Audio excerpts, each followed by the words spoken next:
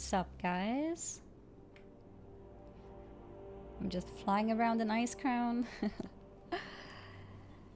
Shadowlands is real close now, and I thought that it would be fun to put together a video where I talk about the different add-ons and settings that I use to have a UI like mine. It's something that a lot of people ask me on stream, so I thought, as much as I don't mind answering each person whenever it's asked, I thought it could be nice to have a video put together for it so that people can check it out in their own time if they would want to copy anything that I have. So the add-ons that I will talk about today are Bartender, Unit Frame Improved, and Details. I will also talk about some other things to do with the UI, like party and raid frames, but contrary to popular belief, as pretty as they may look, they are not an add-on, as I will show. To start this off, let's jump into Bartender. /BT. Here's my Bartender settings. The first thing that I would do when opening the Bartender add-on is to switch off the Blizzard UI. As pretty as it may look, it's not very useful and it takes space, which makes the UI just look more cluttered than it needs to be. So let's remove that, disable Blizzard art bar, gone, and next we take the micro menu and click there so that we can start moving things on the screen to move it all the way over here to the right. We will do the same thing with our back bar and move it from here to here. You can also decide to put it here if you want or anywhere else. I sometimes even just disable it because I just have a bind to open my bags, so I don't need to worry about that. But in case you want to see it, especially the different kind of bags you're using, then you can put it like that. The next thing that I do might seem a little bit odd. I prefer to have my bars in a certain order. So it doesn't really matter what bar numbers you use for what, but the way that I personally like putting it together is having bar 1 here, bar 2 there, bar 3 there, bar 4 there, 5 and 6 here. And as you can see, the numbers are completely mixed by default.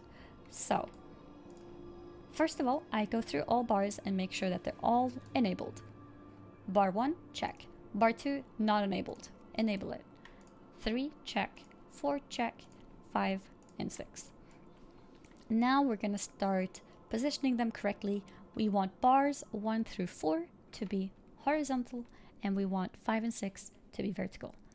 So bar 1 is indeed horizontal, bar 2 is also horizontal, bar 3 is not horizontal, so we will change it from 12 rows to 1 row and move it out of the corner. And the same thing with bar 4, 12 rows to 1 row. Now we can organize them together in the way that I wanted them at the bottom. So we'll move 5 and 6 away, put bar 1 here, bar 2 next to that, bar 3 here, and bar 4 there. The first thing you might notice as you put them next to each other is that their sizes differ a little bit. You want to go back and change the padding of all and potentially scale. You may want to double check that they all share size. So for padding, I normally put this at 5. So bar 1 is 5 now. Bar 2 is also 5. Bar 3 is 5 already. Bar 4 is 5 already. So now the sizes should match each other.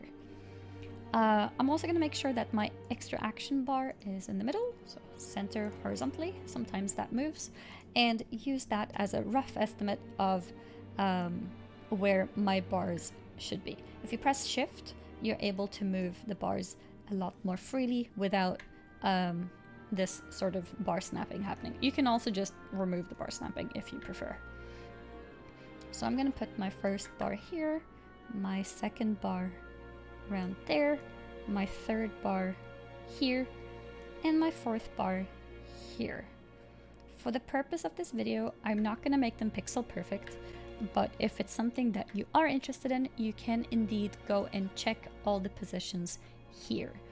For example, you can make sure that bar 1 and 2 have the exact y-axis. So let's see, bar 1 is 84.2, my bar 2 is 84.1, so they're not exact. But for the purpose of this video, it's fine to not be perfect.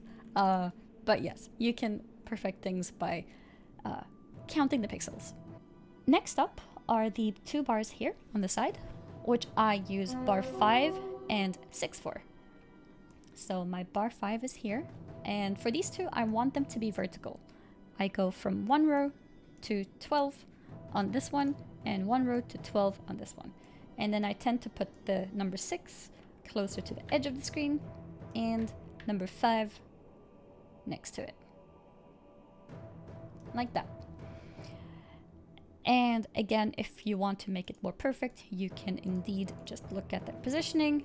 For example, you do want the Y to be the same for these 2 as they start from the same pixel, and then you'd have to take a look at X to see if you could make it as close as you would like it.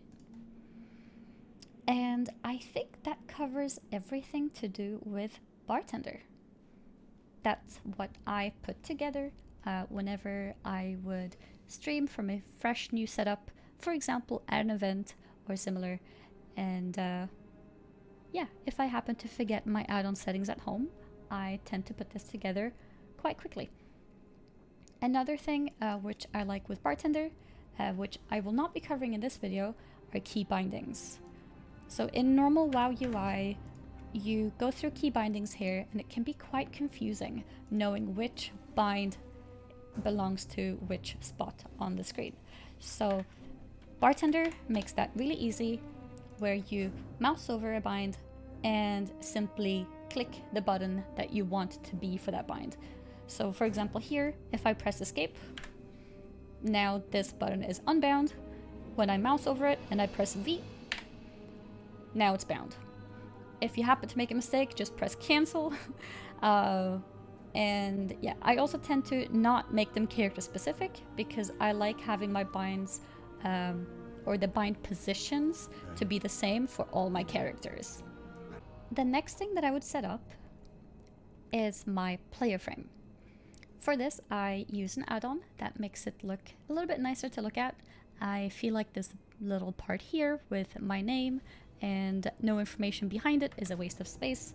So I use an add-on called Unit Frames Improved. Let's reload here. There we go. Much better. So now both my player frame and my target frame looks like this instead. And the color is purple, of course, because I'm a warlock. The next step here that I do is not exactly an add-on, but it's a macro that I use to fix the positioning of my player and target frames. I'm going to show you guys the macro right here. It includes 2 scripts, which I can put in the description below.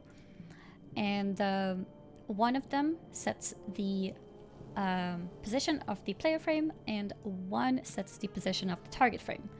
So I've dragged this one out here, and if I press it, this happens.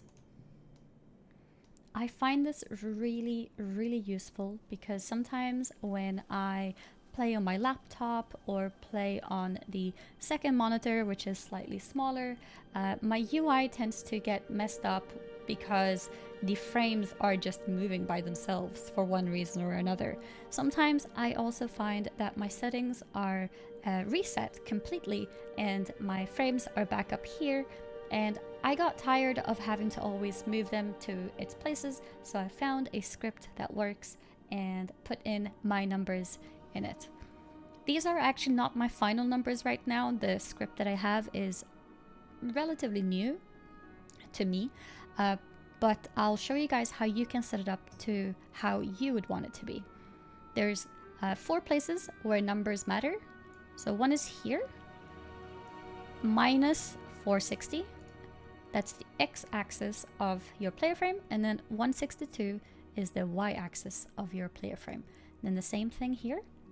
For the target frame, it's plus 460 and 162, x and y. So as you can see, the y has to match each other so that they're just as high or low as each other.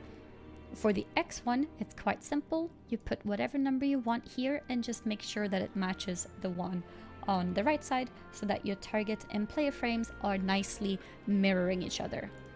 For example, I could set this to 400. Then I will do the same for the target, save it, press this, and now suddenly they're close to each other. I personally like them a little bit more spaced out. So I'm gonna go with 450, maybe even 460 as I had it before. I'm not quite sure yet as I still need to work on my UI a little bit. I know that a lot of people also like putting their frames a lot higher or lower. So we can try with 100, for example, which moves it there. You can move it even lower, for example, by putting a minus sign right before it, which is basically a dash there. And then you have play frames, which are a lot lower.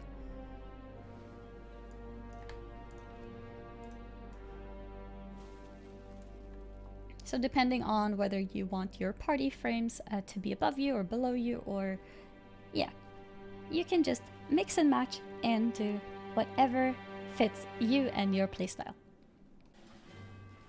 So now I want to show you guys how it looks like when I join a group. So let's see if we can find a group. So I found myself a group and I will show you guys how I set up my UI for group. Go to interface, and these settings may look quite similar to this, I believe, as default. I may have changed something, but you can just compare it to your own. The main magic button here is this one right here. Use raid style party frames. A lot of people do not know that you can do this for groups, but you can, and it's really useful, and I highly recommend it. After that, I would go ahead and make the frames as big as possible, both height and width, to make them big and clear.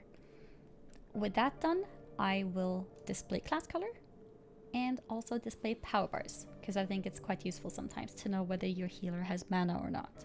You don't have to do this part though if you prefer to not care.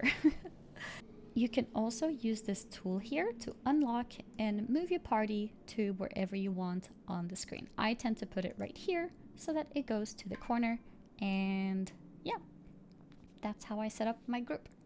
So I found myself a raid group, and the group looks a little bit ridiculous with my previous settings, but don't fret, we will fix this. We go back to our interface options, and the first thing you want to do is to decrease the size of the frames.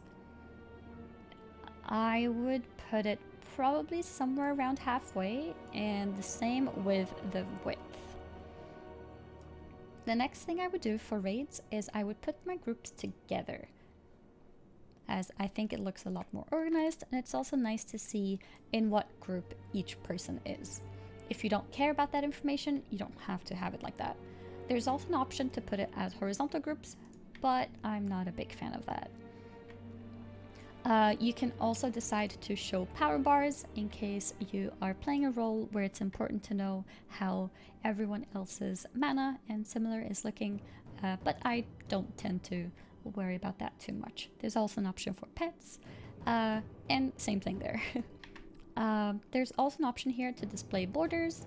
Sometimes I have them on, sometimes I don't. It's just a matter of taste if you want it or not. If you're a healer, you may want to tick this, display only dispellable debuffs.